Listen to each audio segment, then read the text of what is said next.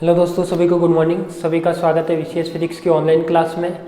तो हम second year में अपने पास मैथमेटिकल फिजिक्स अपन ने स्टार्ट कर लिया था, तो उसमें अपन ने लगभग 2 लेक्चर पढ़ लिए थे। आज अपन आते हैं थर्ड वाले पे। तो थर्ड वाले पे बात करते हैं। तो सबसे पहले तो जो मैंने इसके जो पीछे वाला क्वेश्चन कराए थे आपको, उस रिलेटेड एक क्वेश्चन है, वो क्वेश्चन करेंगे। फिर अपन क्या करते हैं, उसके नेक्स्ट चलते हैं। तो देखो, अपन बात करते हैं, अपने पास क्वेश्चन आप लिख दीजिए, यदि लिखना चाहो तो इसमें लिख दीजिए। क्वेश्चन लिखिए, सिद्ध करो कि, क्वेश्चन लिखिए, सिद्ध करो कि लांबिक वक्र रेखीय निर्देश तंत्र में, सिद्ध करो कि लांबिक वक्र रेखीय निर्देश तंत्र में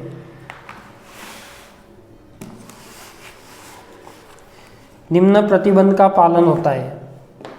निम्न प्रतिबंध का पालन होता है। सिद्ध करो कि लांबिक वक्र रेखीय निर्देश तंत्र में निम्न प्रतिबंध का पालन होता है। Prove that curvilinear coordinate system in follow relation. Prove that curvilinear coordinate system in follow relation. तो देखो, इसमें ये वाला प्रूफ करना, ये वाला प्रूफ में क्या दे रखा है कि डेल एक्स अपॉन में del U I dot del X upon में del U J plus del Y upon में del U I del Y upon में U J plus del Z upon में यू आई और dot del Z upon में U J equal to क्या आना चाहिए, 0। यानी मैं कह सकता हूँ कि यहाँ पे ये वाला आई के लिए और ये वाला किसका है, जे के लिए। जो अपना कोऑर्डिनेट है, एक्स कोऑर्डिनेट है, उसका यदि एक बार आई के रेस्पेक्ट में और एक बार जे के रेस्पेक्ट में क्या हो, कर्वलिनियर कोऑर्डिनेट सिस्टम में उसका पार्शियल डिफरेंशियल हो, तो वो क्या आ जाना चाहिए, 0 आना चाहिए। वही अपन को क्या करना है, प्रूफ करना है। तो देखो, ये प्रूफ कैसे होगा, ये चीज़ देखनी है अपन को। तो सबसे पहले तो मैं इसको प्रूफ के लिए कुछ लिखना होगा। तो ये आपने रिलेशन तो लिख ही दिया होगा, तो उसमें लिख लीजिए कि u1 दिशा में एकांक सदिश, जो अपन ने पीछे डेफिनेशन काम में ली थी, वही डेफिनेशन क्या कर रहे हैं अपन यहाँ पे लिख रहे हैं। तो उसी के बेस पे अपन क्या करेंगे, लिखेंगे। तो माना कि यहाँ पे लिख लेते हैं कि माना कि u1 दिशा में एकांक सदिश, u1 दिशा में एकांक सदिश क्या माने थे अपन ने, कर्वलिनियर में कितने, e1 e2 e3। तो ये तो क्या हो जाएगा, e1 सदिश, एकांक सदिश e1 व आधार सदिश कितना, b1, व आधार सदिश कितना, b1। यही लिया था अपन ने, ठीक है। ऐसे ही मैं क्या करता हूँ, u2 दिशा में एकांक सदिश ले लेता हूँ, यहाँ पे e2 कैप व आधार सदिश ले लेता हूँ b2। ऐसे ही मैं यहाँ पे क्या करता हूँ, u3 दिशा में एकांक सदिश ले लेता हूँ e3 व आधार सदिश ले लेता हूँ b3। अब मैंने बताया था कि अपने पास ऐसा कोई रिलेशन होता है, जैसे मैं मान लेता हूँ कि बी आई की बात करूँ, ठीक है। अपन बी आई जानते हैं, अपन ने आधार सदिश लिखा था। आधार सदिश किसको माना था अपन ने, डेल आर अपॉन में डेल यू आई को, यानी डेल आर अपॉन में डेल यू आई। यही तो अपन ने इसकी फॉर्म लिखी थी। और ये किसके इक्वल होती है, मैंने बताया था कि ये वाला जो होता है वो किसके इक्वल होता है, ये होता है अपने पास B I is equal to E I और एच आई के इक्वल। यही बताया था मैंने। जहाँ पर एच क्या था, जहाँ पर एच था बी मोड का परिणाम, यानी mod of B is equal to क्या था अपने पास, एच था, ठीक है। तो यहाँ पे मैंने लिखा था, यहाँ पे मैं लिख सकता हूँ कि जहाँ पर b1 इज इक्वल टू तो क्या हो जाएगा अपना e1h1 b2 is equal to क्या हो जाएगा अपना e2h2 और b3 इज इक्वल टू क्या हो जाएगा अपना e3h3। यही होगा अपने पास। अब अपन क्या करते हैं, अपन किसकी बात कर रहे हैं, वक्र लांबिक वक्र रेखीय निर्देश तंत्र, यानी कर्वलिनियर कोऑर्डिनेट सिस्टम। यानी कौन सा निर्देश तंत्र की बात कर रहे हैं अपन, लांबिक वक्र रेखीय निर्देश तंत्र की, लांबिक वक्र रेखीय निर्देश तंत्र की, ठीक है। यानी orthogonal coordinate system, curvilinear coordinate system.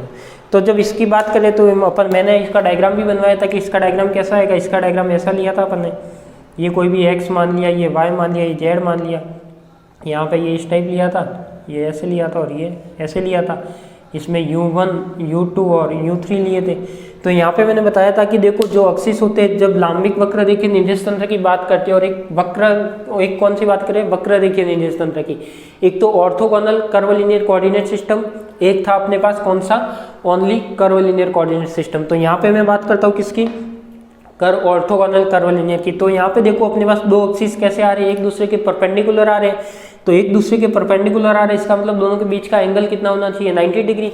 तो मैं यहाँ पे लिख सकता हूँ कि मैं यहाँ पे क्या करूँ, यदि मैं लिख लेता हूँ कि यहाँ पे यदि इनके लिए बात करूँ, यानी कोई भी दो ले लेता हूँ, या तो B1 या B2 लूँ, B2 या B3 लूँ, तो मैं कोई किसकी बात करता हूँ यहाँ पे, B1 B2 का डॉट प्रोडक्ट ले लेता हूँ, ठीक है। इसके बीच में एंगल कितना है, मान लिया कि ये कितना है, थीटा है। तो जो मैंने U1 दिशा का घटक माना वो क्या है, E1H1, E2 का माना वो क्या है, E2H2, और ये क्या है अपने पास कैप में है, ठीक है। अब इसको मैं लिख सकता हूँ, ऐसे लिख सकता हूँ B1 डॉट का B2 यदि मैं इसका करूँ तो ये क्या आना चाहिए अपना, ये क्या अपना एक तरह से आधार सदिश ही तो है, आधार सदिश है, इसलिए क्या लगा लिया मैंने यहाँ पे, वेक्टर लगा लिया। तो देखो जब यहाँ पे B1 डॉट B2 करूँगा तो ये क्या आएगा, जब इसकी वैल्यू लिखूंगा तो ये क्या आएगा अपने पास, B1 का क्या आएगा E1H1, तो ये तो आ जाएगा अपना E1H1, यानी मैं लिख सकता हूँ E1H1, और साथ में क्या आएगा अपने पास E2H2, या फिर इसको मैं डायरेक्ट भी लिख सकता हूँ B1 B2 cos थीटा, लिख सकता हूँ इसको। जब इसका डॉट प्रोडक्ट होगा तो क्या आएगा, cos थीटा आएगा, तो इसको मैं लिख सकता हूँ B1 B2 और cos थीटा, और थीटा यहाँ पे कितना होगा, देखो B1 और B2, यानी B1 इसका घटक, B2 इसका आधार सदिश, B1 इसका आधार सदिश, दोनों के बीच में एंगल कितना 90 डिग्री, तो ये कितना हो जाएगा, थीटा इज इक्वल टू कितना 90 डिग्री, किसके लिए, लांबिक वक्र रेखीय निर्देश तंत्र के लिए। तो ये हो जाएगा अपने पास B1 vector dot B2 vector, और आप आज जानते हो कि cos 90 कितना होता है, cos 90 कितना होगा, 0 होगा, यानी मैं लिख सकता हूँ कि यहाँ पे B1 B2 कितना हो जाना चाहिए, 0, या फिर इसको वैल्यू रख के तो क्या आएगा E1 cap H1 dot E2 cap H2, यदि cos थीटा 0 हो जाएगा तो ये कंप्लीट क्या देगा, B1 dot B2 vector is equal to क्या देगा अपन को, 0 देगा। एक रिलेशन तो ये आ जाएगा, यानी यहाँ पे मैं लिख सकता हूँ, देखो B1 और B2 है तो 0 आएगा। यदि मैं इसको IJ की फॉर्म में लिखूँ तो IJ की फॉर्म में क्या आ सकता है, देखो IJ की फॉर्म में अपने पास आ सकता है कि IJ की फॉर्म में क्या आएगा अपने पास, BI dot BJ is equal to क्या आएगा, 0 आएगा, ठीक है। तो ये क्या आ सकता है अपना BI dot BJ is equal to 0,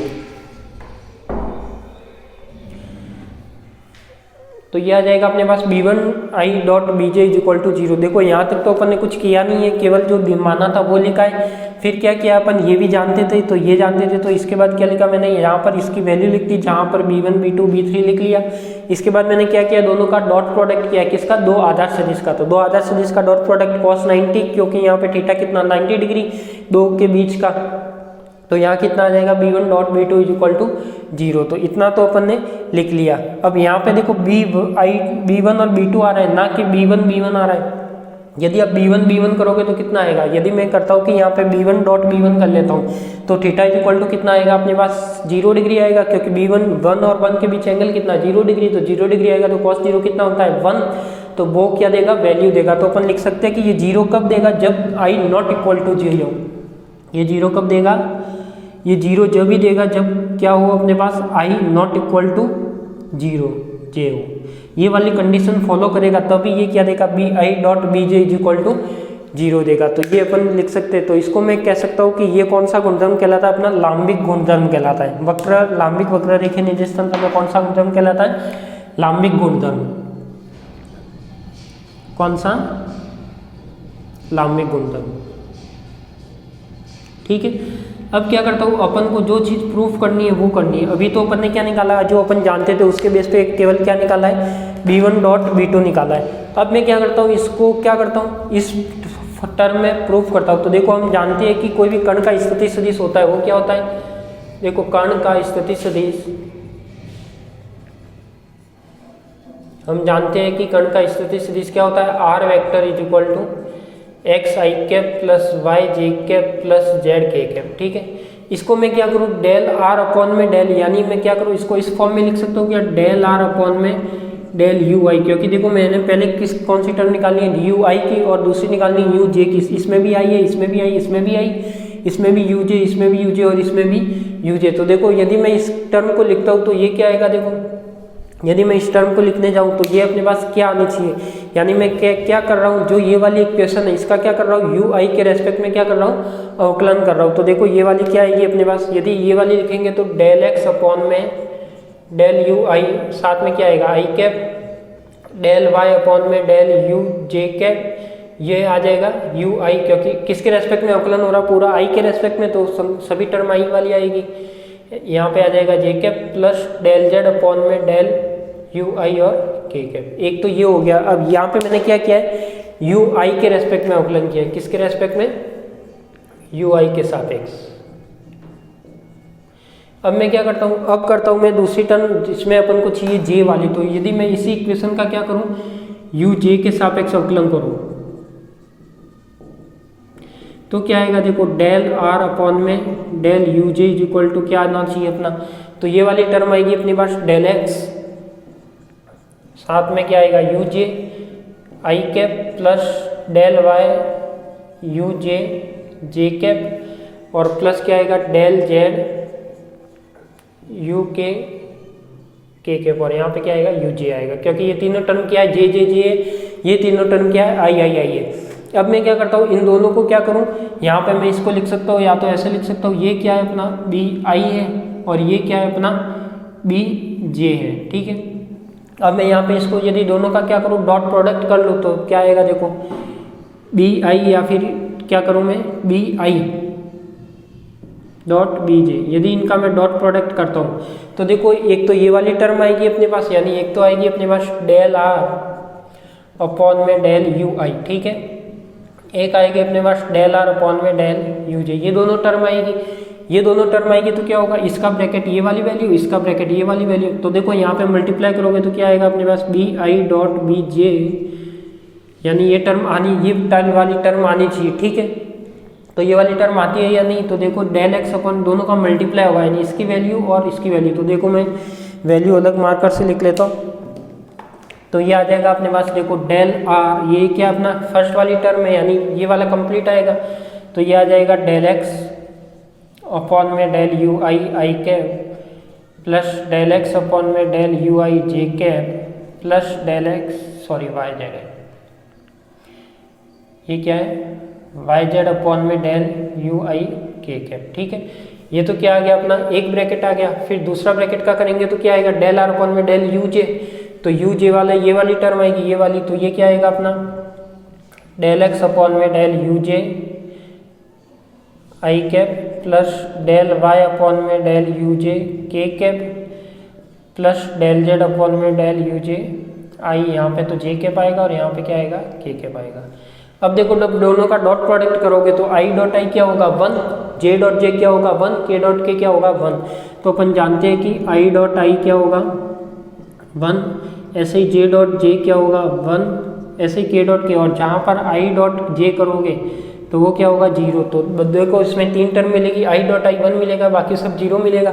तो इसको मैं लिख सकता हूँ कि देखो ये कितना होगा डेल एक्स डेल यू आई, इसका डॉट हो गया तो आई डॉट आई तो क्या हो गया 1, तो यहाँ पे क्या आ जाएगा डेल एक्स अपॉन में डेल यू जे आ जाएगा, ठीक है। प्लस क्या आएगा फिर जे का जे के साथ होगा तो ये आएगा अपना del Y del U I dot del Y और डेल यू जे, ठीक है। प्लस जब इसके साथ होगा तो ये क्या आएगी थर्ड टर्म अपने del Z U I dot del Z upon में यू जे, ठीक है। और इसके इक्वल में क्या चल रहा था अपना B I dot B J का आधा सदिश का डॉट प्रोडक्ट, और अपन जानते हैं कि यहाँ से B I dot B J is equal to कितना होता है 0 होता है। तो ये वाली इक्वेशन क्या आ जाएगी अपनी डेल एक्स अपॉन में del U I dot del X upon में del U J plus del Y upon में del U I dot del Y upon में del U J plus del Z upon में del U I dot del Z upon में del U J is equal to 0। तो ये वाली term क्या हो गई अपनी प्रूफ हो गई। तो अपन को यही टर्म चाहिए थी, तो ये वाली क्या आ गई अपनी टर्म आ गई। तो इसको आपको देखो जरूरी नहीं कि ये क्वेश्चन फॉर्म में पूछा जाए, आपको सीधा ये भी दे सकता है कि सिद्ध कीजिए कि कर्व लीनियर कोऑर्डिनेट सिस्टम में जो लांबिक गुणधर्म का पालन होता है, तो ये जो अपना कहलाता है, ये क्या कहलाता है अपना लांबिक गुणधर्म कहलाता है। तो लांबिक गुणधर्म की क्या टर्म है, ये वाली टर्म है जहाँ पर ये तो क्या आ गया आई डॉट जे, और यहाँ पे क्या आ जाएगा जहाँ आई नॉट इक्वल टू जे होगा वहीं पे ये रिलेशन क्या होगा फॉलो होगा। तो इसको आप जल्दी से जल्दी लिख दीजिए।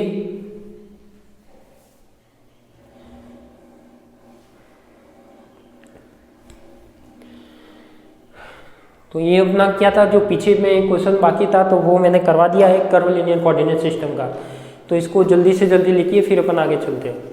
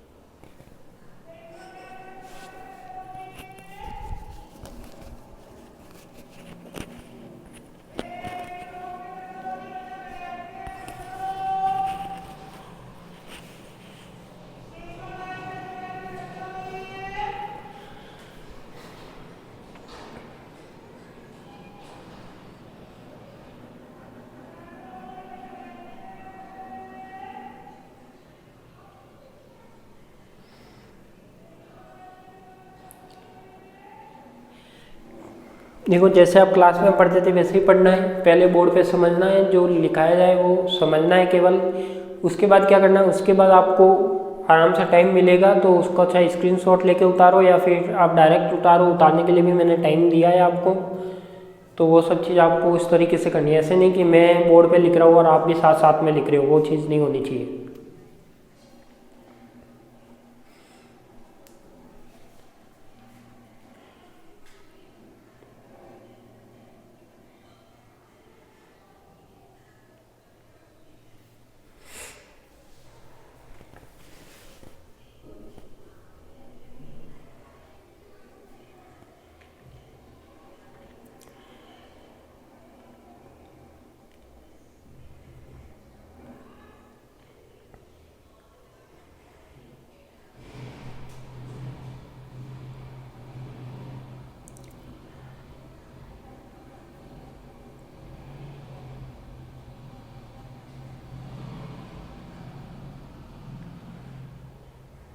हो गया, लिख लिया? बताइए, लिख लिया तो आगे चले।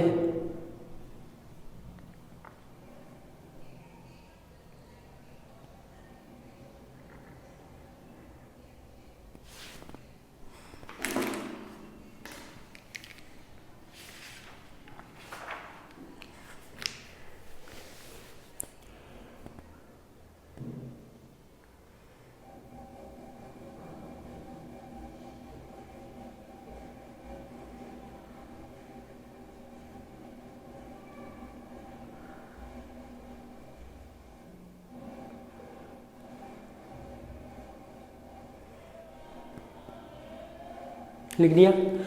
चलो चलते आगे। नहीं लिखा तो आप इसका स्क्रीनशॉट ले लीजिए, आराम से लिख लीजिएगा, ठीक है।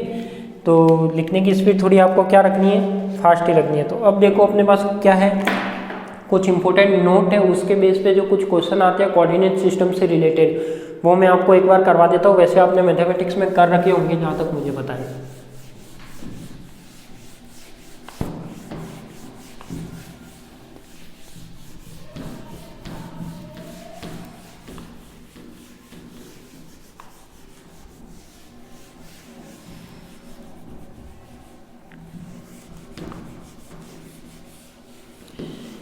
ठीक है, तो देखो सबसे पहले तो मैं क्या करता हूँ, सबसे पहले मैं करता हूँ कुछ आपको नोट लिखवाता हूँ। तो उस नोट में आप लिख दीजिए, एक एक प्रॉपर्टी अपन लिखते हैं। तो सबसे पहले नोट लगा दीजिए और उसमें लिखिए, एक एक पॉइंट अपन को लिखने हैं। तो मैं ये भी हटा देता हूँ यहाँ से, नहीं तो आपका ध्यान यहाँ रहेगा।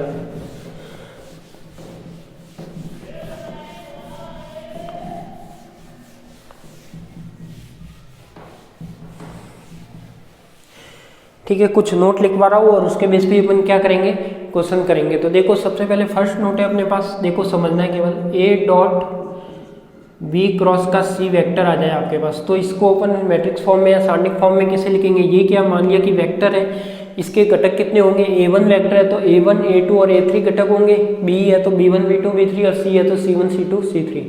तो इसको आपको इस फॉर्म में लिखना है, a1 a2 और a3, b1 b2 और b3 और c1 c2 और c3। यदि कोई ऐसा आ जाता है तो आपको इसमें लिखना है। अब अपन लिखते हैं किसमें, कार्तीय निर्देश तंत्र में, यानी कार्टेशियन कोऑर्डिनेट में। तो कुछ रिलेशन है या क्या क्या होता है वो देखते हैं अपन। कार्तीय निर्देश तंत्र में देखो, इसमें मैं सबसे पहले बात करता हूँ किसकी, कोऑर्डिनेट की। तो सबसे पहले जो कोऑर्डिनेट है, तो इसको और अपन किसको कंपेयर कर रहे हैं, अपन कर रहे हैं एक तो कार्टेशियन कोऑर्डिनेट और एक कर रहे हैं कर्व लीनियर कोऑर्डिनेट सिस्टम को। दोनों को कंपेयर करके वैल्यू क्या आ रही है वो वैल्यू लिख रहे हैं। तो देखो कार्तीय निर्देश तंत्र में अपने पास जो वैल्यू आती है कोऑर्डिनेट की, मैं यदि बात करूँ किसकी, कोऑर्डिनेट की यानी निर्देशांक की। तो देखो जो निर्देशांक आते हैं वो क्या आते हैं अपने पास, u1 आता है, देखो u1 u2 और u3 आता है। किस में आता है, ये आता है अपने पास कर्व लीनियर में। यदि इसमें को मैं कार्टेशियन कोऑर्डिनेट से कंपेयर करूँ तो इसकी वैल्यू क्या आएगी, तो इसकी वैल्यू क्या आनी चाहिए अपने पास, जो u1 है वो तो x होगा, u2 y होगा, u3 कितना होगा, z होगा, ठीक है। इसके बाद मैं बात करता हूँ किसकी, अदिश गुणांक की। किसकी, अदिश गुणांक की। तो ये सब चीज जो लिखवा रहा हूँ वो आपको दिमाग में फिट हो जानी चाहिए। किसकी, अदिश गुणांक यानी स्केलर फैक्टर, स्केल फैक्टर की, स्केल फैक्टर यानी अदिश गुणांक, ठीक है। तो जो अदिश गुणांक होता है वो कितना होता है, यानी अदिश गुणांक यानी H1 H2 और H3 की वैल्यू। तो देखो यहाँ पे H1 H2 और H3 की वैल्यू, तो ये वैल्यू कितनी होगी, ये वैल्यू होगी हमेशा कितनी, कार्टेशियन कोऑर्डिनेट की 1 1 1, ठीक है। इसके बाद मैं क्या करता हूँ, इसके बाद मैं लिखता हूँ आपका एकांक सदिश, क्या लिखता हूँ, यूनिट वेक्टर यानी एकांक सदिश, क्या लिखता हूँ, एकांक सदिश यानी यूनिट वेक्टर। तो यूनिट वेक्टर क्या होगा अपने पास, जो E1 E2 E3 है इसमें क्या आएगा, कर्वलिनियर में यही आएगा अपने पास E1 E2 E3, यानी ये E1 कैप, ये E2 कैप और ये E3 कैप।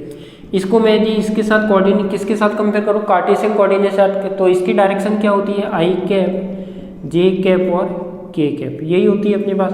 और यदि मैं इसकी घटक की बात करूँ तो घटक क्या होंगे अपने पास, यदि इसका घटक लेता हूँ मैं A1 A2 और A3 किसका, कर्वलिनियर का, तो इसके घटक क्या होंगे अपने पास AX AY और AZ हो जाएगा, ठीक है। तो ये वाला तो किसके लिए हो गया अपने पास, कार्टेशियन कोऑर्डिनेट के लिए, किसके लिए हो गया अपने पास, कार्टेशियन कोऑर्डिनेट के लिए।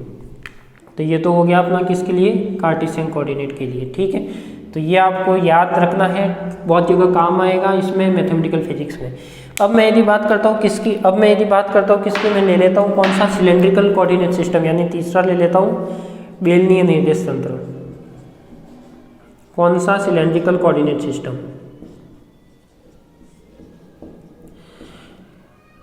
देखो इसको मैं यदि किसके साथ कंपेयर करूँ, कर्वलिनियर के साथ कंपेयर करूँ तो उसकी क्या क्या वैल्यू आती है वो देखनी। सबसे पहले मैं कोऑर्डिनेट लेता हूँ, तो देखो कोऑर्डिनेट क्या आ जाएगा अपने पास, U1 U2 और U3 है, तो उसकी जगह कोऑर्डिनेट आएगा अपने पास, देखो अपने पास जो कोऑर्डिनेट आएगा वो क्या आएगा अपने पास, यदि मैं U1 U2 और U3 लिखता हूँ तो उसकी वैल्यू किसके इक्वल आती है, उसकी वैल्यू आएगी अपने पास सबसे पहले किसके, यहाँ पे x y z था तो यहाँ पे क्या आना चाहिए, रो फाई जेड। अपन जानते हैं कि इसमें निर्देशांक क्या होते हैं, रो फाई और जेड होते हैं, तो इसका आ जाएगा रो, इसका आ जाएगा फाई और इसका आ जाएगा जेड, ठीक है। यदि मैं स्केल फैक्टर की बात करूँ H1 H2 H3 की, यानी किसकी बात करूँ इस यहाँ पे H1 H2 और H3 की, तो ये वैल्यू क्या आएगी, ये आपको याद रखनी है कि ये कितनी आएगी, 1 रो 1 आएगी, कितनी आएगी, 1 रो 1, ठीक है। यदि मैं नेक्स्ट बात करूँ किसकी, एकांक सदिश की, तो एकांक सदिश की वैल्यू कितनी आएगी, यानी E1 कैप E2 कैप और E3 कैप। तो इसकी जो डायरेक्शन आएगी वो क्या आएगी, देखो E1 यानी ER cap, E rho cap, rho phi cap और EZ कैप, ठीक है। यदि मैं इसके घटक की बात करूँ तो इसका घटक भी किस फॉर्म में आएगा अपना, जो A1 आएगा, यानी जो A1 A2 और A3 होगा वो किस फॉर्म में होगा अपना, वो होगा अपने पास A रो A फाई और AZ, ये इस फॉर्म में होगा। तो ये भी आपको क्या होना चाहिए, किसके लिए याद होना चाहिए, सिलेंड्रिकल कोऑर्डिनेट सिस्टम के लिए। तो ये भी आपको क्या करना है, दिमाग में फिक्स करना है। तो ये सब क्या है आपके पास, ये भी जो सब कुछ चल रहा है वो क्या है अपने पास, कोऑर्डिनेट सिस्टम को कंपेयर करवा के लिख रही है। अब अपने पास क्या आएगा, देखो अब आएगा अपने पास किसका, ये तो हो गया थर्ड कोऑर्डिनेट सिस्टम, सबको क्लियर दिखाई तो दे रहे हैं। ये तो हो गया आपके पास किसका, बेलनीय निर्देश तंत्र का। अब मैं फोर्थ पॉइंट लगाता हूँ, फोर्थ किसका लिख लेता हूँ, यहाँ पे फोर्थ लिख लेता हूँ मैं किसका, गोलीय निर्देश तंत्र का, किसका, गोलीय निर्देश तंत्र का।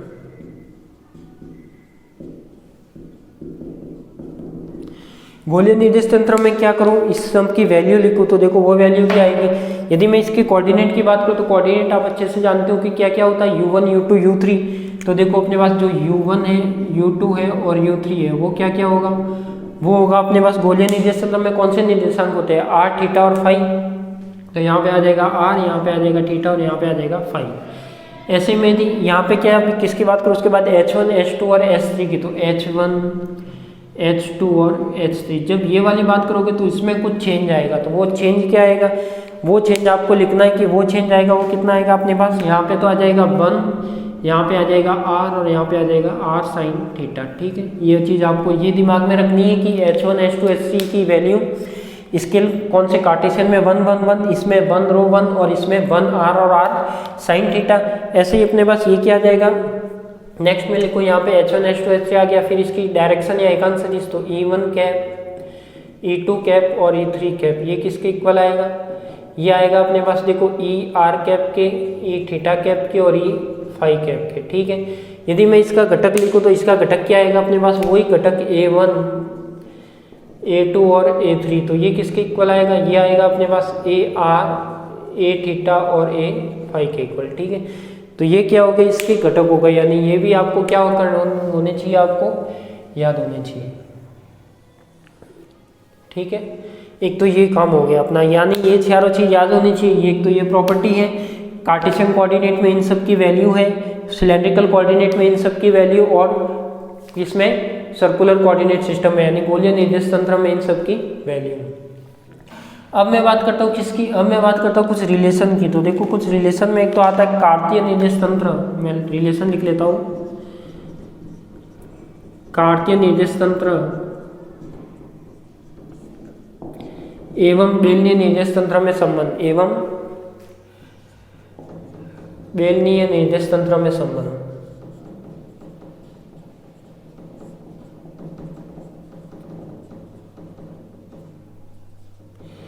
यानी relation of Cartesian coordinate and cylindrical coordinate में जो रिलेशन होते हैं जिसमें एक्स वाई किस में कन्वर्ट होता है वो लिखना है। तो देखो उसके लिए मैं क्या लिखता हूँ, एक्स इज इक्वल टू लिख लेता हूँ यहाँ पे rho cos phi, Y is equal to rho sine phi, और जेड इज इक्वल टू क्या होता है जेड, ठीक है। ऐसे में 6 नंबर का लिख लेता हूँ। तो 6 नंबर में क्या लिखूँ, कार्तीय निर्देश तंत्र एवं कार्तीय निर्देश तंत्र एवं गोलीय निर्देश तंत्र में संबंध, एवं गोलीय निर्देश तंत्र में संबंध।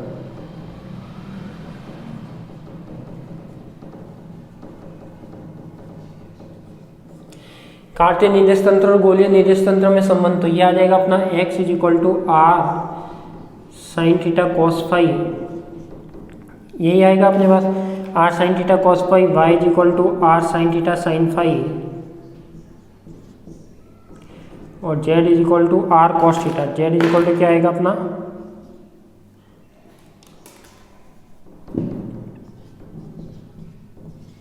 क्या आएगा अपना R sine theta cos phi, R sine theta sine phi और आर कॉस थीटा। तो ये सब क्या आ जाएगी अपने पास वैल्यू। तो ये बहुत ही इंपॉर्टेंट जो 6 पॉइंट है वो क्या आपके लिए इंपॉर्टेंट है। इसके बेस पे अपन क्या करेंगे, कुछ क्वेश्चन करेंगे न्यूमेरिकल, इसके बेस पे भी आते हैं। तो ये भी आपके सिलेबस में है कि अपने पास कार्टेशियन कोऑर्डिनेट से कर्वलिनियर कोऑर्डिनेट में कंपेयर करके वैल्यू निकालना, सिलेंड्रिकल से वैल्यू निकालना, और किसके लिए स्फेरिकल या गोलीय सर्कुलर के लिए वैल्यू निकालना, यानी गोलीय निर्देश तंत्र के लिए वैल्यू निकालना। तो मैं लिख सकता हूँ कि ये क्या होगा अपने पास तीनों कोऑर्डिनेट सिस्टम हो गए, कार्टेशियन कोऑर्डिनेट, सिलेंड्रिकल कोऑर्डिनेट और कौन सा सर्कुलर कोऑर्डिनेट, ठीक है। तो इसमें आप लिख सकते हो। तो ये सब चीज़ जो मैंने लिखी या ऐसे का ऐसे आप लिख दीजिए कॉपी में।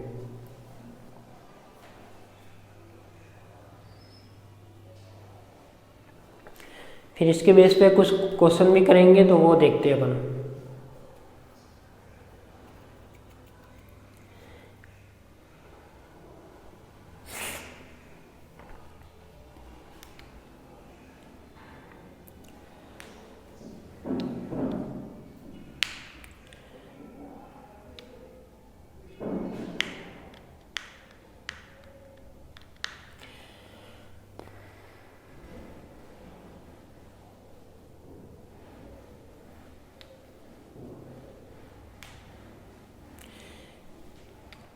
एक यहाँ पे आपको यदि लिमिट याद रखनी है इसमें, तो लिमिट भी याद रख सकते हो किसकी, जहाँ आर की लिमिट होगी वो तो क्या होगी 0 से इन्फानाइट, यानी किसी न किसी में दे रखी होगी, या तो उसकी त्रिज्या या उससे ऐसा कुछ दे रखा होगा तो वो आर की लिमिट हो जाएगी। यदि किसकी थीटा की लिमिट बात करें तो वो होगी 0 से लेकर पाई तक, और यदि फाई की बात करें तो वो होगी 0 से लेकर 2 पाई तक। यानी इसको तो मैं देता हूँ 2D एंगल, क्या नाम देता हूँ इसको, तो 2D एंगल, इसको नाम देता हूं मैं 3D एंगल, और ये तो क्या हो जाएगी अपनी त्रिज्या। ऐसे आप लिमिट भी याद रख सकते हो, क्वेश्चन में आपको जरूरत पड़ेगी लिमिट की भी। तो ये सब चीज आपको क्या करनी है, लिखनी है। तो लिखिए इसको जल्दी से।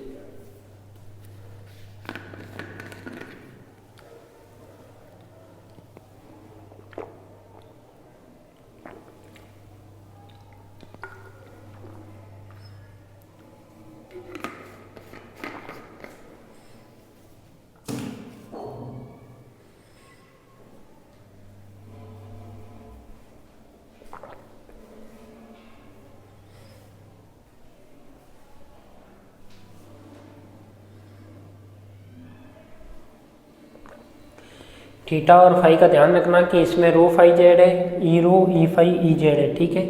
यहाँ पे क्या है अपना आर थीटा और फाई है, तो ई आर ई थीटा और ई फाई है।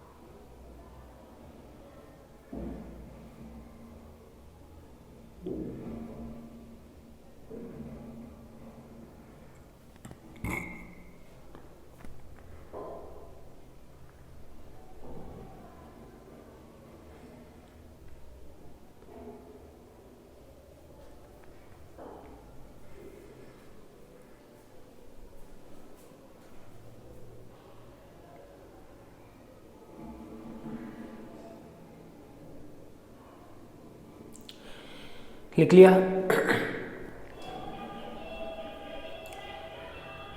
लिख लिया हो तो चले आगे।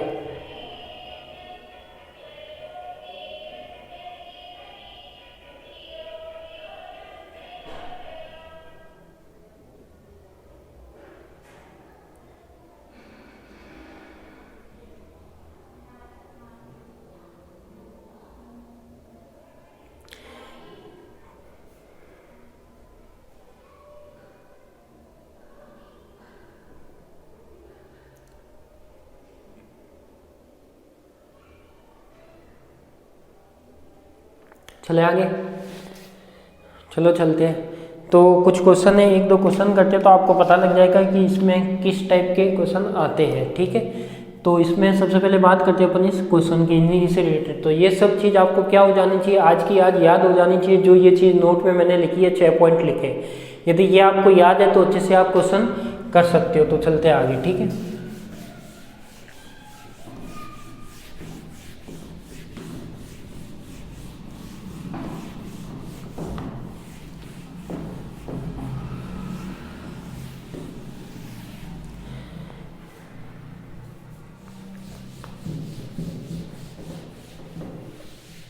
तो ये सब कहाँ पे काम आएंगे ये मैं आपको भी बताता हूँ। एक दो क्वेश्चन करेंगे उसमें आपको क्लियर हो जाएगा, ठीक है। तो देखो फर्स्ट की बात करते हैं। फर्स्ट क्वेश्चन लिख दीजिए आप कि सिद्ध करो नहीं, डायरेक्ट लिखिए इसमें कि यदि एक गोले की त्रिज्या a है, कि यदि एक गोले की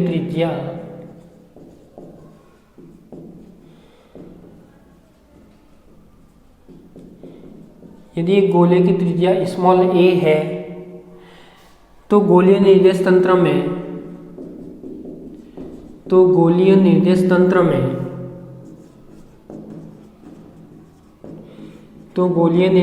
में निम्न समाकलन का मान ज्ञात करो।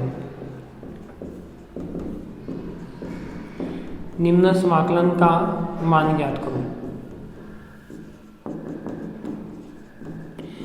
यानी इसको क्वेश्चन को लिखना हो तो अपन ने क्या माना है कि कोई भी स्फीयर माना है, उसकी रेडियस कितनी है, a है। तो अपन को क्या करना है कि सर्कुलर कोऑर्डिनेट सिस्टम में जो इंटीग्रेशन दिया हुआ उसकी वैल्यू फाइंड आउट करनी है, ठीक है। तो ये इंटीग्रेशन क्या दे रखा है वो चीज लिखता हूं मैं। तो इंटीग्रेशन दे रखा है अपन को I = x² + y² + का z², और साथ में दे रखा है अपन को dx dy और dz। ये वाली चीज़ क्या दे रखी है अपन को, दे रखी है। तो इसको अपन को क्या करना है, यहाँ से सॉल्व आउट करना, स्टार्ट करना है। तो सबका ध्यान बोर्ड पे एक बार कॉपी पेन को रख दीजिए। तो इसमें होगा क्या, देखो अपने पास कह रहा है कि कोई भी गोले की त्रिज्या कितनी है, स्मॉल a है, यानी स्फीयर ऑफ रेडियस कितनी है, a। और अपन को प्रूफ क्या करना है, गोलीय निर्देश तंत्र में निम्न समाकलन का मान ज्ञात करना है। किस में ज्ञात करना है, ये चीज़ ध्यान रखना है, किस में करना है, गोलीय निर्देश तंत्र में, सर्कुलर कोऑर्डिनेट सिस्टम में। तो जब इस कोऑर्डिनेट सिस्टम की बात करते हो तो अपन जानते हैं कि ये वाली वैल्यू तो अपन ने किस में ले रखी, ये तो दे रखा है इसमें, किसमें, कार्टेशियन कोऑर्डिनेट में। तो यहाँ पे आपको जानते हो मैंने जो नोट में लिखवाया था कि कार्तीय निर्देश तंत्र और गोलीय निर्देश तंत्र में जो संबंध होता है वो क्या होता है, यानी गोलीय निर्देश तंत्र में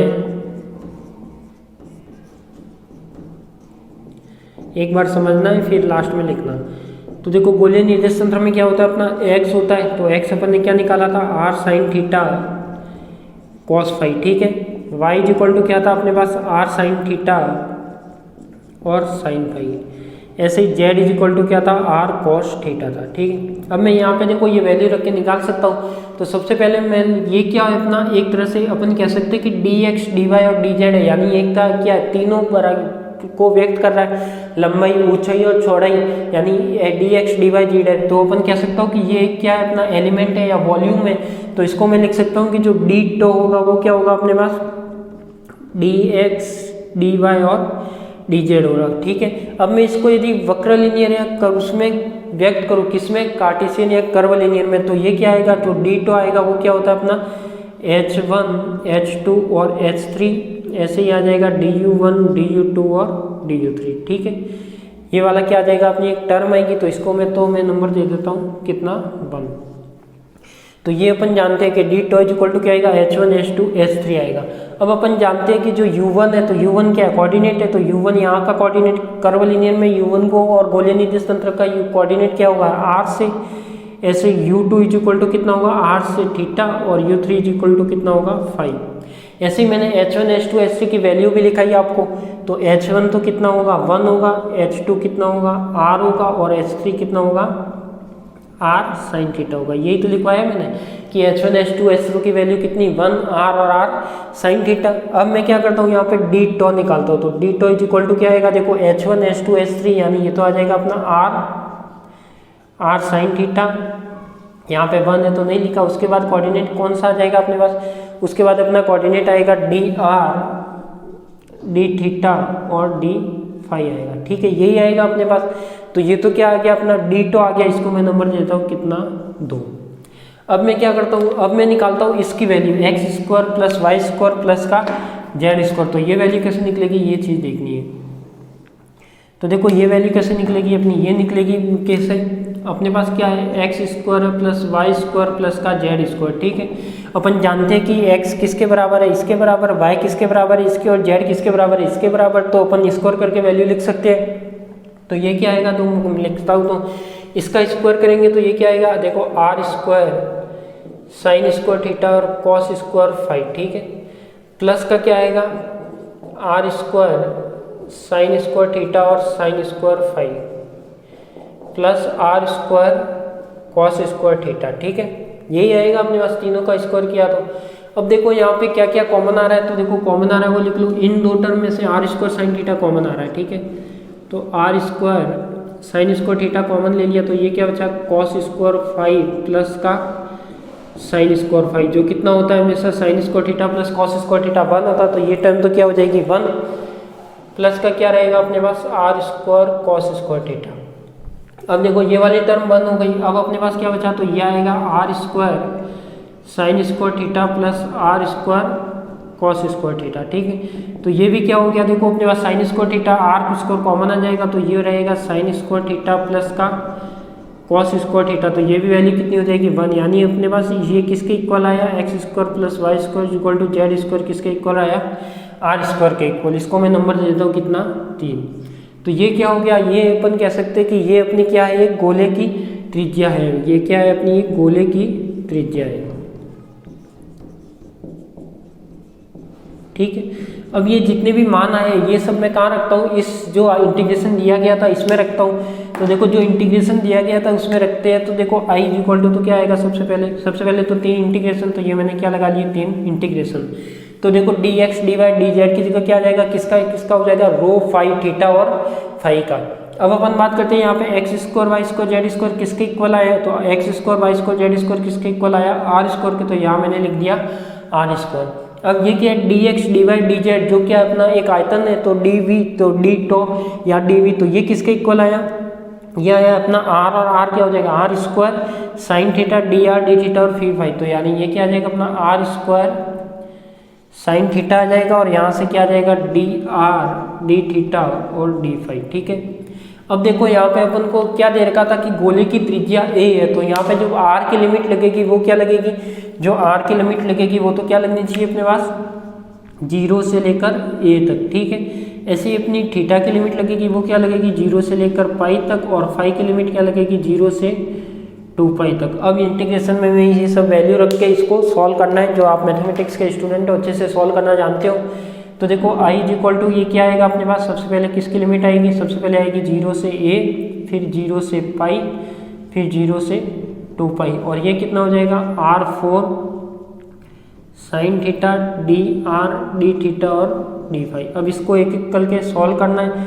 तो देखो सबसे पहले इसको मैं अलग अलग करके चेक कर सकता हूँ, क्योंकि एक एक टर्म ही तो है अपने पास। तो देखो डायरेक्ट इसका करूँ तो इसका तो क्या आ जाएगा, ये क्या हो गया देखो आर स्क्वायर, और ये हो गया अपना आर स्क्वायर, तो ये तो हो जाएगा r4। तो यानी जब इसकी मैं लिमिट लगाऊँ तो देखो 0 से 2 पाई तो किसकी है, फाई की लिमिट है, तो इसको मैं लिख सकता हूँ कि ये क्या आ जाएगा डी फाई। 0 से पाई है तो ये क्या आ जाएगा अपने पास साइन थीटा, और ये क्या आ जाएगा 0 से ए है तो अपने पास r4। अब इस सबको अलग से सॉल्व करो तो ये क्या आ जाना चाहिए अपने पास, देखो ये मैं सॉल्व करता हूँ। ठीक है, तो सॉल्व करने पर ये देखो क्या आएगा अपने पास, जो r है यानी i इक्वल टू तो क्या आएगा अपने पास r5 अपॉन में 5, और लिमिट क्या लगाओगे 0 से a। ठीक है, फिर यहाँ पे क्या है देखो साइन थीटा, और साइन थीटा का क्या होगा माइनस का कॉस थीटा, तो ये आ जाएगा अपना माइनस का कॉस थीटा, और लिमिट क्या लगेगी अपनी 0 से लेकर पाई, तो 0 से लेकर पाई, और ऐसे अपना फाई है तो फाई का क्या हो जाएगा 0 से 2 पाई, तो 0 से 2 पाई। तो ये सब वैल्यू रख दी तो देखो 2 पाई हो जाएगा, ये क्या हो जाएगा अपने पास देखो माइनस का कॉस पाई, और अपर लिमिट हो गई ये, अगर मैं माइनस बाहर ले लेता हूँ ठीक है, तो ये क्या आ जाएगा कॉस पाई माइनस का कॉस 0, और ये हो जाएगा अपना a5 अपॉन में 5। तो देखो i इज इक्वल टू क्या देगा अपन को माइनस का 2 पाई आ जाएगा, कॉस पाई कितना -1 और कॉस 0 -1, और साथ में a5 अपॉन में 5 यानी 2 और 2, यानी i इज इक्वल टू देखो -2 तो 4 पाई a5 अपॉन में 5, ये क्या आ जाएगा अपना इसका आंसर आ जाएगा। तो इसका जो इंटीग्रेशन वैल्यू निकलेगी वो क्या निकलेगी 4 पाई a5 अपॉन में 5 निकलेगी। तो ये हो जाएगा अपना क्या इंटीग्रेशन। तो इसमें देखो कोऑर्डिनेट कैसे है, जो r ये मैंने अलग अलग क्यों किए, क्योंकि r वाला अपन को पता है कि वो r पर ही डिपेंड करेगा, थीटा वाला है वो थीटा पर ही डिपेंड करेगा, और फाई वाला है वो फाई पर ही डिपेंड करेगा। तीनों कोऑर्डिनेट अलग अलग है, इसलिए मैंने क्या किया यहाँ पे इसको अलग अलग कर दिए। तो अब आप इसको क्या करिए लिख दीजिए।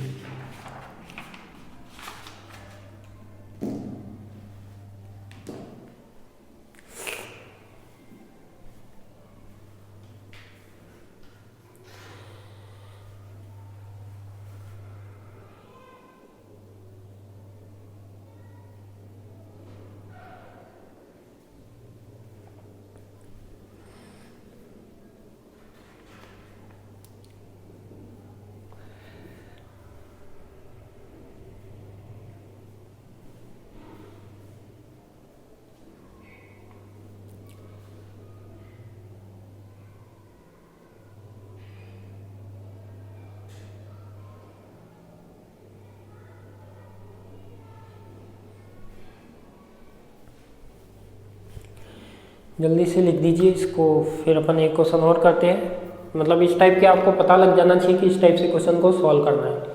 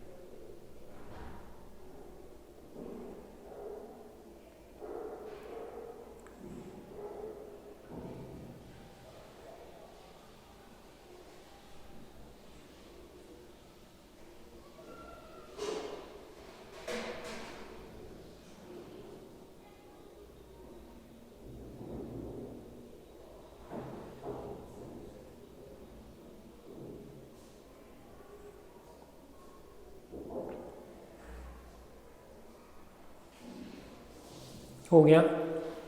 चले आगे नेक्स्ट क्वेश्चन पे। तो लिखिए इसके आगे नेक्स्ट क्वेश्चन,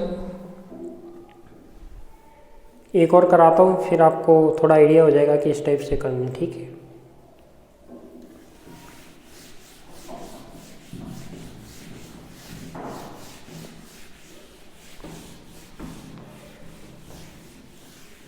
आप जिसको ट्रिपल इंटीग्रेशन से करोगे तो भी यही रिजल्ट आएगा, पहले आर का, फिर किसका, थीटा का, और फिर किसका, फाई का, तो भी रिजल्ट यही आएगा।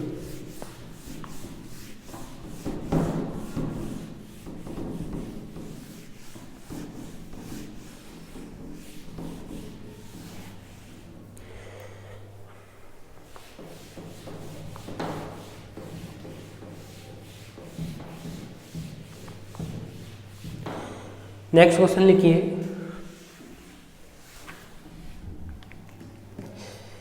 नेक्स्ट लिखिए कि बेलनीय निर्देश तंत्र में निम्न समाकलन का मान ज्ञात करो। निम्न निर्देश तंत्र में या बेलनीय निर्देश तंत्र में निम्न समाकलन का मान ज्ञात करो।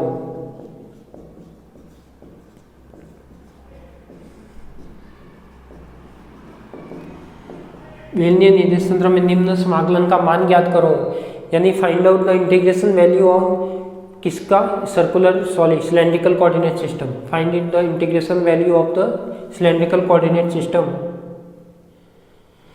जहां पर देखो यहाँ पे इसकी इंटीग्रेशन दे रखा है, इंटीग्रेशन इसमें भी वही दे रखा है अपना एक्स स्क्वायर इंटीग्रेशन 3 बार X square plus Y square plus का जेड स्क्वायर, और साथ में दे रखा अपन को dx dy और dz। तो इसमें भी जहाँ पर दे रखा है कि बेलन की त्रिज्या कितनी है अपनी a, जहाँ पर बेलन की त्रिज्या कितनी है अपनी a, ठीक है। तो ये वाला क्वेश्चन में दे रखा है कि बेलनीय निर्देश तंत्र में निम्न इंटीग्रेशन का मान ज्ञात कीजिए। तो सबसे पहले सबका ध्यान बोर्ड पे कॉपी पेन को एक साइड रख लीजिए और फिर देखिए कैसे सॉल्व करना है। सेम वही तरीका काम में लेना है जो इसके पीछे लिया था। देखो बेलनीय निर्देश तंत्र में हम जानते हैं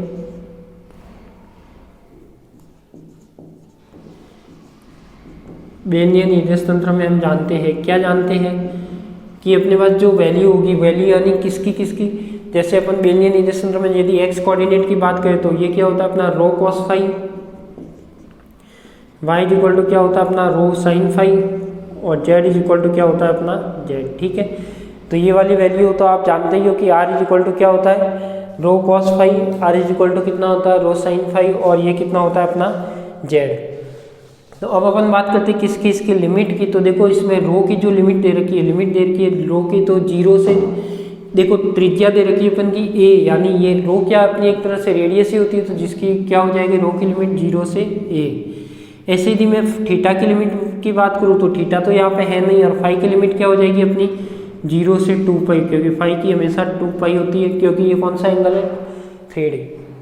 Z is equal to Z, तो यहाँ पे Z is equal to Z क्या होता है बेलन की ऊंचाई, और ऊंचाई यानी हाइट, तो हाइट होती है 0 से लेकर एस तक, ठीक है। तो ये 3 लिमिट होती है। तो जहाँ पर रेडियस किसकी दे रखी है बेलन की त्रिज्या ए दे रखी है, तो मैंने क्या कर दिया इसकी लिमिट ये लगा दी। अब मैं इसको क्या निकालता हूँ, यदि मैं इसको किस फॉर्म में लिखूँ, इसको मैं लिखता हूँ सबसे पहले तो डी टो या डी वी निकालता हूँ, डी वी या डी टो। डी वी या डी टो जानते हो क्या होता है H1 H2 H3 DU1 DU2 और DU3। तो H1 H2 H3 कितना होता है, तो देखो H1 H2 H3 की मैं बात करूँ तो सबसे पहले अपन जानते हैं कि U1 रो U2 फाई U3 जेड, ठीक है। ये हो जाएगा अपने पास U1 रो फाई और जेड हो जाएगा। अब मैं बात करूँ किसकी H1 H2 H3 थी, तो H2 और H3 कितनी वैल्यू आएगी अपने पास 1 रो और 1 आएगा। अब यदि मैं ये वैल्यू यहाँ पे रखता हूँ तो D tau is equal to क्या आएगा अपना H1 H2 H3, तो ये आ जाएगा रो डी फाई और डी जेड आएगा, क्योंकि H3 हुआ और H1 कितना है 1 है, तो ये वाली वैल्यू आ जाएगी। अब मैं क्या करता हूँ ये टर्म तो लिख ली, अब मैं निकालता हूँ अपन इंटीग्रेशन वाली, यानी जो ये दे रखा है अपन को एक्स स्क्वायर वाई स्क्वायर और जेड स्क्वायर। यदि मैं इसको निकालूँ तो ये क्या आएगा, देखो X square plus Y square plus का जेड स्क्वायर है। एक्स स्क्वायर की value rho square cos square phi plus rho square sine square phi plus का जेड स्क्वायर, ठीक है। तो देखो ये क्या आ जाएगा अपने पास, देखो रो स्क्वायर यहाँ से कॉमन आ रहा है तो रो स्क्वायर यहाँ से कॉमन, तो कॉस स्क्वायर 5 प्लस जो स्क्वायर कॉमन लेना है, ठीक है। तो कॉमन लोगे तो आप क्या आएगा, कॉमन लोगे तो आएगा रो स्क्वायर आ जाएगा, cos square 5 plus sine square 5 1 हो जाएगा, और ये हो जाएगा जेड, तो X square plus Y square plus Z square, ठीक है। ये इसके इक्वल आएगा, जेड से जेड कट जाएगा तो क्या आएगा अपना X square plus Y square is equal to rho square, ठीक है। ये वैल्यू आ गई। अब मैं यही वैल्यू कहाँ रखूँगा, ये अपने जो इंटीग्रेशन की वैल्यू थी इसमें रखूँगा, फिर इसको क्या करना है, इंटीग्रेशन को सॉल्व करना है। तो देखो इसमें क्या आएगा अपने पास, यदि मैं इसमें वैल्यू रखता हूँ तो I is equal to value रखता हूँ तो इंटीग्रेशन ये हो जाएगा 3, देखो X square plus Y square कितना है रो स्क्वायर, तो ये तो मैं लिख दिया रो स्क्वायर प्लस का जेड स्क्वायर, ठीक है। इंटीग्रेशन की वैल्यू कितनी, D X D Y D Z, यानी यही वैल्यू आएगी और ये वैल्यू आएगी, तो इसमें क्या लिखना है अपन को, रो डी फाई, यानी रो डी फाई और डी जेड, ठीक है। यदि मैं लिमिट लगाता हूँ तो देखो पहले रो की लिमिट 0 से a, फिर 0 से 2 पाई और इसकी लिमिट 0 से h, ये क्या आएगी अपनी लिमिट आ जाएगी। उसके बाद इसको सॉल्व कैसे करना है, तो देखो ये ट्रिपल इंटीग्रेशन, ये वाला क्या करते हैं अपन ट्रिपल इंटीग्रेशन से सॉल्व करते हैं। तो देखो सबसे पहले तो ये क्या आएगा अपना, देखो 0 से h और 2 पाई क्या रहेगा, ऐसे का ऐसे रहेगा। इसका इंटीग्रेशन करेंगे अपन रो क्यूब, तो रो 4/4 प्लस जेड स्क्वायर क्या हो जाएगा रो, ठीक है। और यहाँ पे देखो यहाँ पे रो अंदर आएगा तो स्क्वायर बाय 2, इसका इंटीग्रेशन तो ये होगा किसका, देखो रो स्क्वायर और ये आएगा रो क्यूब, तो उसका इंटीग्रेशन करेंगे तो रो क्यूब है तो रो 4/4, जेड स्क्वायर रो है तो यहाँ पे क्या हो जाएगा जेड स्क्वायर 2, और लिमिट यहाँ पे क्या आएगी 0 से a और यहाँ पे क्या आ जाएगा डी फाई और डी जेड। ये दो इंटीग्रेशन ऐसे कैसे 0 से 2 पाई, यदि मैं लिमिट लगाता हूँ अपर लिमिट तो a-0, तो देखो यहाँ पे क्या आ जाएगा अपना a 4/4 Z square a square 2 ये आ जाएगा, ठीक है। और साथ में क्या आ जाएगा डी फाई और डी जेड। अब मैं किसके इंटीग्रेशन सॉल्व करता हूँ, अब मैं करता हूँ किसका फाई का, तो देखो फाई के लिए क्या आ जाएगा 0 से h, तो ऐसे कैसे रहेगा, यहाँ पे कुछ नहीं है तो a 4/4 और साथ में क्या आएगा फाई, प्लस का यहाँ भी कुछ नहीं है तो a स्क्वायर 2 साथ में क्या आ जाएगा फाई, ठीक है। और ये क्या रहेगा केवल डी जेड। अब इसको सॉल्व करेंगे तो ये क्या आएगा अपना, देखो फाई को मैं बाहर ले सकता हूँ तो सीधा सा लिख सकता हूँ 0 से h फाई बार आएगा, लिमिट लगेगी तो क्या 2 पाई, 0 से 2 पाई की लिमिट है फाई की, यानी 0 से कितनी 2 पाई, ठीक है। तो ये हो जाएगा अपने पास 2 पाई और साथ में क्या आ जाएगा a 4/4 plus Z square a square by 2, साथ में क्या आ जाएगा डी जेड। अब मैं क्या करता हूँ जेड के रेस्पेक्ट में क्या करता हूँ इसका इंटीग्रेशन, तो देखो 2 पाई तो ऐसे का ऐसे अपने पास, यदि मैं इसका इंटीग्रेशन करूँ किसका जेड के रेस्पेक्ट में, तो देखो इसका इंटीग्रेशन a 4/4 और यहाँ पे क्या आ जाएगा जेड, प्लस का यहाँ पे देखो जेड, यहाँ पे ये 1/2 तो एक बार ऐसे कैसे रख दिया a स्क्वायर 1/2, ठीक है। क्या रख दिया a स्क्वायर 1/2, जेड का क्या हो जाएगा क्यूब 3 और ये क्या हो जाएगा अपने पास a स्क्वायर आ गया, इसका इंटीग्रेशन हो गया और ये हो जाएगा अपने पास लिमिट हो जाएगी 0 से h, ठीक है। तो ये रह जाएगा 2 पाई a 4/4, जेड की जगह क्या लिमिट आएगी h plus a cube by 2 और लिमिट क्या आएगी h क्यूब बाय 3, ठीक है। तो ये वाली क्या आ जाएगी अपनी लिमिट आ जाएगी, लोअर लिमिट कितनी है 0, तो वो तो क्या रहेगा 0। तो देखो इसको सॉल्व करेंगे तो क्या आएगा, आवाज़ आ रही होगी मुझे पता है पर कोई नहीं, कैलकुलेशन है कैलकुलेशन तो कर ही लेते हैं। देखो 2 पाई, अब यहाँ पे मैं क्या लगाऊँ, इसमें से कॉमन ले सकता हूँ क्या, देखो यहाँ पे कॉमन क्या ले सकता हूँ a क्यूब, यानी यहाँ पे मैं क्या कॉमन ले सकता हूँ, यदि a स्क्वायर भी कॉमन निकाल लेता हूँ तो a स्क्वायर निकाल लो, साथ में क्या आ जाएगा अपने पास 2 पाई a स्क्वायर यदि कॉमन निकाल लिया और यहाँ पे क्या आ रहा है देखो 2 कॉमन निकाल लिया, ठीक है। कितना निकाल लिया अपने पास 2 ही निकाल सकते हो, और भी निकाल सकते हो क्या, चलो एक बार ये कॉमन निकालोगे तो a स्क्वायर कितना आ गया अपने पास, तो a स्क्वायर आया तो a square h by 4 plus a h cube 6, तो ये वाली क्या आ जाएगी अपनी वैल्यू आ जाएगी। तो इस तरह से आपको क्या करना है ये सॉल्व आउट करना, और भी सॉल्व करना चाहोगे तो और भी सॉल्व कर सकते हो। इसे क्या कर सकते हो 6 बार ले सकते हो, 6 बार लोगे तो क्या आ जाएगा अपने पास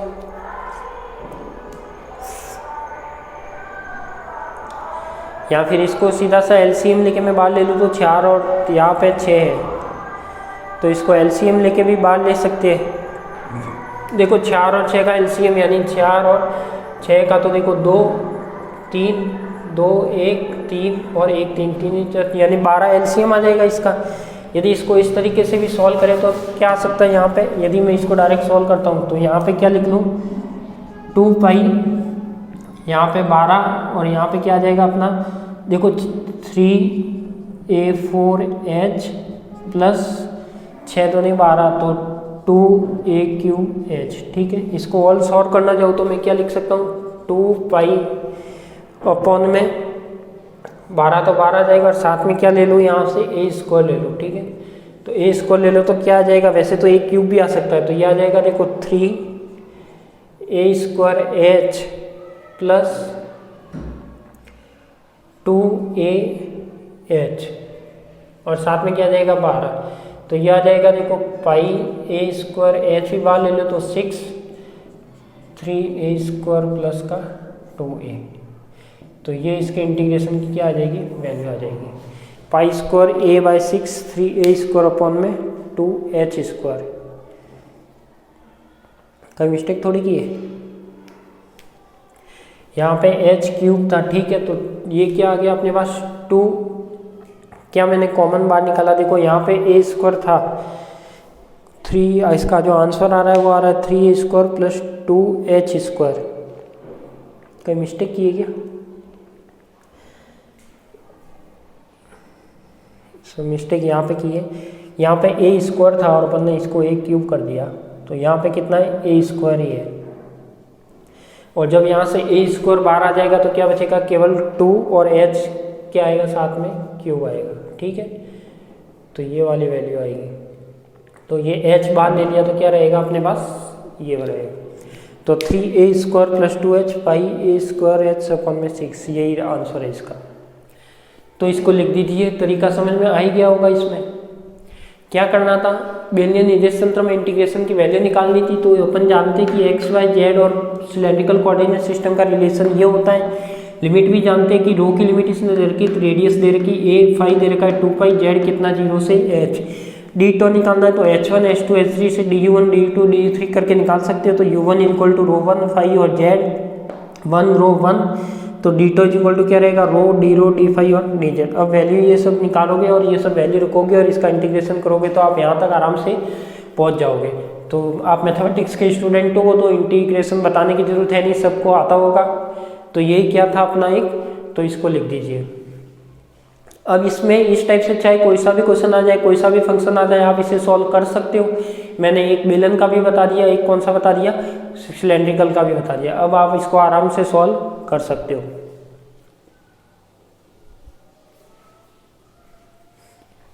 लिख लीजिए इसे।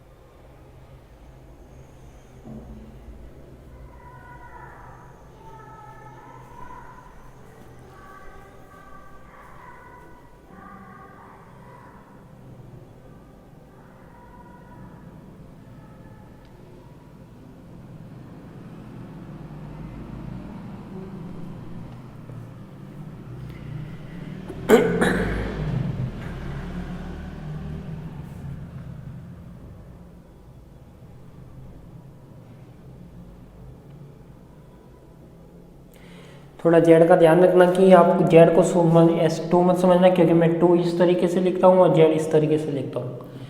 तो ऐसा नहीं है कि जेड और 2 आप एक सेम कर दो।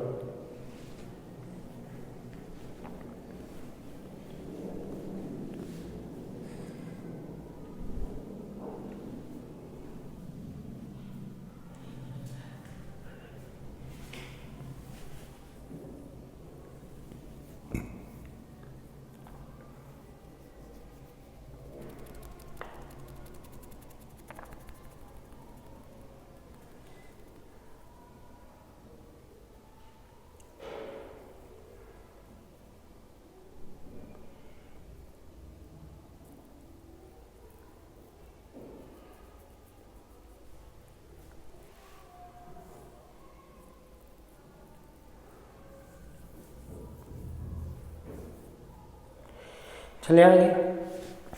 तो ये हो गई आपकी आज की क्लास। तो इसमें मैंने क्या बताया कि जो अपने पास एक तो कर्वलिनियर का एक क्वेश्चन जो इम्पोर्टेंट लंबिक गुणधर्म का बाकी था वो किया अपन ने। उसके बाद मैंने कुछ 6 नोट लिखवाए थे, उसी नोट के बेस पे क्या मैंने करवाए, मैंने 2 क्वेश्चन करवाए। तो ये आपका था किसका, कोऑर्डिनेट सिस्टम से रिलेटेड, क्योंकि इस टाइप के क्वेश्चन भी आते हैं और आपको सॉल्व करना आना चाहिए। तो मैंने 2 क्वेश्चन बता दिए। अब इस टाइप का कोई भी क्वेश्चन आए तो आप कर सकते हो, बाकी और भी क्वेश्चन अपन करेंगे। अब इसके जो नेक्स्ट टॉपिक आएगा वो आपका आएगा, बहुत ही इंपॉर्टेंट टॉपिक रहेगा, वो है आपका जैकोबियन, जो आपके लिए बिल्कुल ही नया है। तो उसको अपन क्या करेंगे, इसकी नेक्स्ट क्लास में पढ़ेंगे। जैकोबियन नाम से टॉपिक रहेगा और थोड़ी वो लंबी क्लास रहेगी, क्योंकि जैकोबियन को पूरा उसमें ही कवर करेंगे अपन। ठीक है, तो आप सभी को धन्यवाद, मिलते हैं अपन नेक्स्ट क्लास में।